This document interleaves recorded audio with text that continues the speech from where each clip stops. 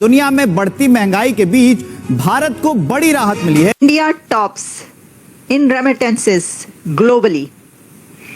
India दुनिया भर में पहले नंबर पर आया है रेमिटेंसेस वसूल करने वाला कंट्री। यानी दुनिया भर में इस पूरी वर्ल्ड में जो कंट्री सबसे ज्यादा रेमिटेंसेस हासिल करता है वो है इंडिया। और ये रेमिटेंसेस इस साल वर्ल्ड बैंक की रिपोर्ट के मुताबिक 129 बिलियन डॉलर्स तक पहुंचे हैं। इंडिया पाकिस्तान के अपने मसले रहे हैं, चाइना अगेन अमेरिका का उससे मसला। सो हमारी नेबरहुड ही बड़ी फिट अजीब किस्म की आई है। ये कह रहा था कि दो कंगले देश मिलकर अपने अवाम को खुशहाल कैसे बना सकते हैं। मुझे बताएं, सब्जियों की कीमतों में पिछले साल की निस्बत कमी हुई है या इजाफा हुआ है? बहुत इजाफा हुआ है। ठीक है, इस टाइम प्याज का क्या रेट चल रहा है, या जो भी आज आपने चीजें खरीदी हैं, क्या क्या चीजें खरीदी हैं और क्या उनका रेट चल रहा है? जी, प्याज ऑलमोस्ट है 700 का दे रहे हैं 5 kg। ठीक है, तो और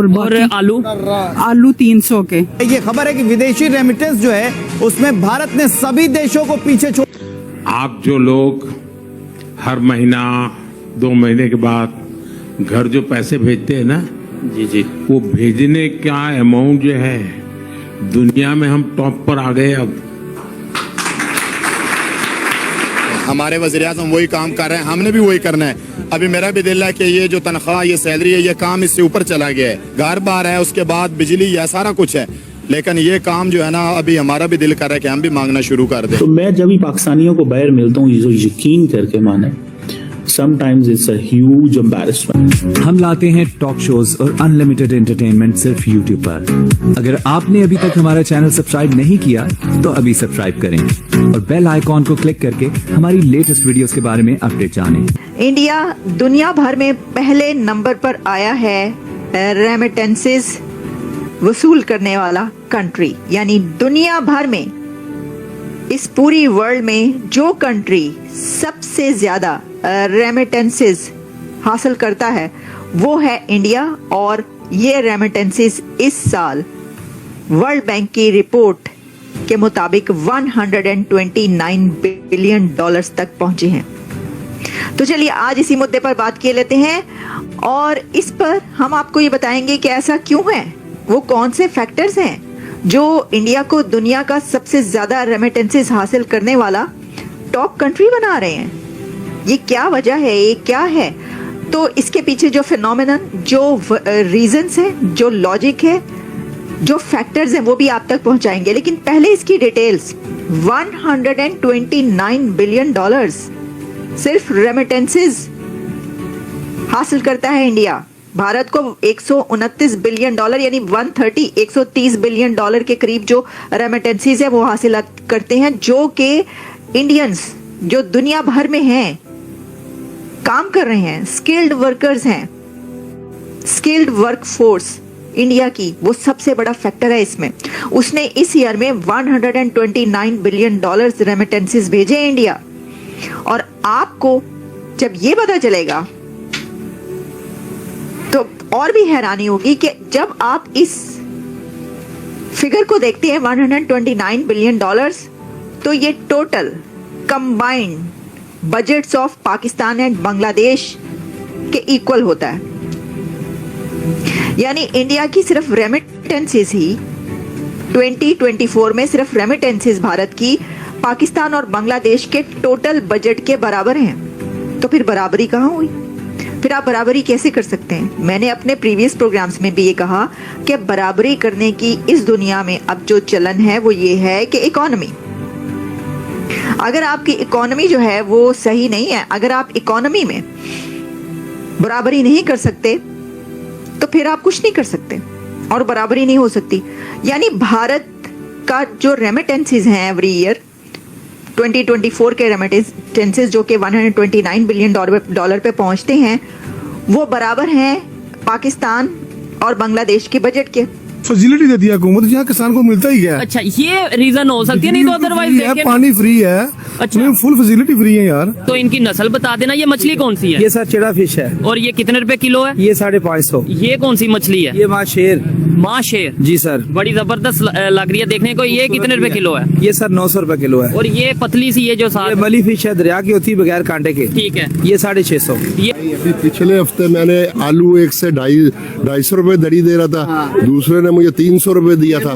मैंने उसको जाके कहा ठीक है, आज आलू की क्या रेट है? आज आलू का क्या रेट है? जी पहली बात, अब जब यहाँ पर बोली होती है ना, बोली जी जी, वहाँ ये खीरा ना, खीरा ठीक है, ये आपने ये लेना, ये वाला नहीं लेना। हाँ बिल्कुल, ये तो अच्छा नहीं लगेगा। जब बोली पे होते हैं ना, तो आप अगर ऐसे चेक भी करोगे तो वो आगे से आपको सुनाएंगे। ये देखें, मैं आप यहाँ तो ग्राहक पसंद से लेता है और वहाँ पर कोई बोलता नहीं है, वो 1 मिनट भी नहीं बोलेगा कोई। बोली होगी ना, ये अगर 5,000 नहीं 5,000 की आप बोलोगे 100 रुपए छोड़ दो, वो नहीं छोड़ेगा, वो आपके जुम्मे होगी है। आप उसको उठाओ ना उठाओ, आपको यहाँ पर छांटी करते ये सब चीजें भी नहीं। लेकिन ये कि लोग लेंगे भी तो वहाँ से 50 रुपए किलो लेके 100 रुपए बेचते हैं फिर। मैं ना सऊदीया गया था, वो मुझे इंडिया मिला है। अच्छा। वो कहता है हमारी हुकूमतें इतना फैसिलिटेट करती है हमें कि आप सोच भी नहीं सकते। ठीक हो गया। ये मोदी को कहते हैं बुरा कहते हैं ना, लेकिन हमें हमारे यहाँ बुरा कहते हैं, बुरा कहते हैं, लेकिन हमें कोई तंग नहीं करता। वहाँ पे गुजरात में वो मुस्लिम था, मैं बैठ के डिबेट हुई है उसके साथ मेरी। अच्छा। 1 घंटा बैठा रहा उसके साथ, मैं कहता है कोई परेशानी नहीं यार, हमें पहले सादा थे, आपको इससे मसला ही कोई नहीं। पाकिस्तान के अपने मसले रहे हैं, चाइना अगेन अमेरिका का उससे मसला। सो हमारी नेबरहुड बड़ी फिट अजीब किस्म की आई है, लेकिन इसमें रेलेवेंस है हमारी, लेकिन नेगेटिव रेलेवेंस हमने भी की है। सो पाकिस्तान यही कह सकता है कि इंडिया को तो एडवांटेज इससे होता है, ठीक है, क्योंकि इंडिया नरेंद्र मोदी ट्रंप को छेड़ सकते हैं। मैं आपको मजे की बात बताता हूँ। Back in 2016 when Trump came in power, immediately उस वक्त there was certain interest group in Washington who asked the Afghans to write articles in New York Times and other places. And sorry, not in 2016, 2017, write articles on Pakistan's nuclear program is not safe. आप जाके Google करें, New York times में अफगानिस्तान के एक deputy national security adviser I think होते थे, उन्होंने लिख दिया, उन्होंने कहा जी पाकिस्तान का न्यूक्लियर प्रोग्राम बड़ा खतरनाक है, बड़ी अजीब चीज है। हो ट्रंप को मोटिवेट किया कि ध्यान करो पाकिस्तान वाले।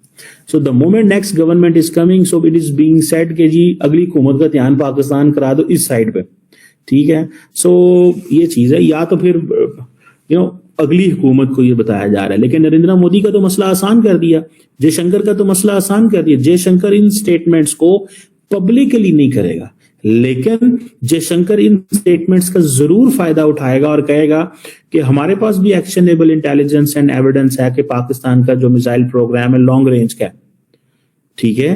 तो ये चीजें, अच्छा, जब ये अमेरिकन ये कहते हैं कि अमेरिका पे भी हमले कर सकते हैं, जरूरी नहीं वो ये कह सकते हो या उनका मकसद हो या वो चाहते हो कि वो मेनलैंड अमेरिका में हमले करेगा। हो सकता है वो कहते हो कि जहां पे भी अमेरिका के इंटरेस्ट हैं, अमेरिकन इंस्टॉलेशंस हैं, जहां भी खित्ते के अंदर, वहां पे शायद पाकिस्तान हमला ना कर दे। मींस मिडल ईस्ट के अंदर भी ऐसी जगह हो सकती है। भिखारियों की कितनी ज्यादा शिकायतें वहां से आई, तो जो दूसरे लोग जाते हैं वहां पर, वो भी बड़ा जो एक है चंक वो लेबर का है, मजदूरी का काम करने वाले। इसकी वजह, इसका सबसे बेसिक फैक्टर ये है कि एजुकेशन।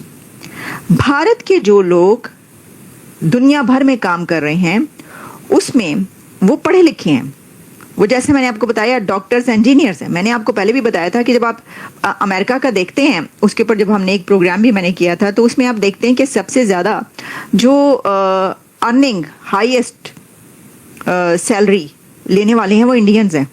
डॉक्टर्स बहुत ज़्यादा हैं यहाँ पर, इंजीनियर्स हैं, इस तरह। तो ऑब्वियसली कि जिस कंट्री के लोग हाईली क्वालिफाइड होंगे, आईआईटी से निकलकर आ रहे होंगे, भाई सुंदर पिचाई साहब जो हैं वो कितना पैसा भेजते होंगे अपने घर वालों को इंडिया में। मुझे बताएं, अगर हम इन सब का नाम लेना शुरू कर दें कि जो दुनिया भर में टेक कंपनीज के सीईओज हैं इंडिया के, कि ये कितना पैसा अपने घरों को भेजते होंगे, भारत वापस भेजते होंगे, तो उनकी तो सैलरीज ही बिलियंस डॉलर्स में है। तो एक मजदूर, जिस कंट्री के मजदूर ज्यादा दूसरे कंट्रीज में काम करने के लिए जाते हैं, सऊदी अरेबिया, कतर, वहां पर पाकिस्तान के ज्यादा मजदूर तब कहीं काम करने के लिए जाता है, तो उसका तो कोई मुकाबला नहीं हो सकता ना।